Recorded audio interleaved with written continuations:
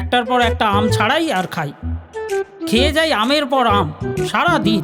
খোসার পাহাড় স্তূপাকার হয়ে জমে জাম হয়ে যায় ঢিবিটার চারপাশ। খোসাগুলোও কিছু পড়ে থাকে না, বুঝলে? তারও খদ্দের আছে। আমার আম খাওয়া চুকিয়ে চলে আসার পরই সে আসে। হেলে দুলে সেখানে এসে হাজির হয় পেল্লায় এক ষাঁড়। কোত্থেকে যে আসে কে জানে। আমার ষাঁড় ভাগ খেয়ে খতম করার পর সেই ষাঁড়টা আমের অসার অংশ এসে হজম করে। এইভাবে আমাদের দুজনের খাবার পালা চলে রোজ রোজ। চলতে চলতে একদিন হলো কি, হঠাৎ এক ট্রেন এসে পড়লো আমাদের মাঝখানে।